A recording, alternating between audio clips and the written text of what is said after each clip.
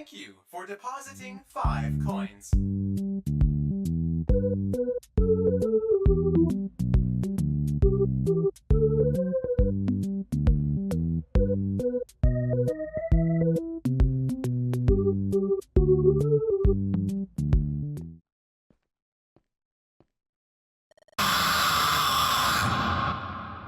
Well, it seems that your journey has ended.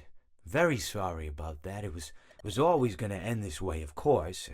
If it weren't by me, it would have just been by some other, terrible thing. Just, you could not imagine how terrible it would be. Just, I get scared thinking about it. I'm glad it's not me. It reminds me of a time I was speaking to my good friend Orville. We were sitting on a park bench watching the pigeons. I was on the left, he was on the... Oh, wait, was I on the right or left? Anyways, it doesn't matter. We were sitting on there watching the pigeons. And I said to Orville, "Friend, those birds are frozen." And he kind of looked at me like I'd lost my mind.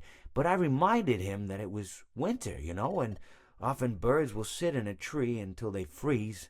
And then they sort of fall to the ground until the sun warms up and they can, move around again. So I said to Orville, "You might as well save those breadcrumbs until the birds thaw, because they can't very well enjoy them in the condition they're in."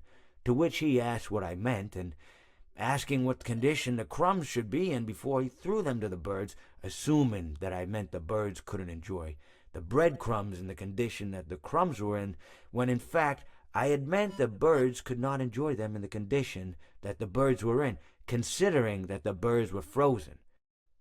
So he took a moment and then threw his last handful onto the ground. I said to him, "Orville, why did you throw the breadcrumbs to the birds when I just told you they're frozen?" To which he responded, "The breadcrumbs are not frozen." Again, misunderstanding my words. I didn't mean to say that the breadcrumbs were frozen when I said I told you they're frozen. I'd been referring to the birds.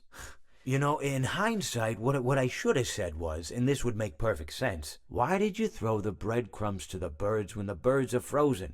He misunderstood upon my correction, stating that he didn't know what else to do with the breadcrumbs, and that perhaps, when the birds thawed, they'd still be able to eat the crumbs. So I said to Orville, and this is what I said to him, I said, "Orville, the birds may be dead."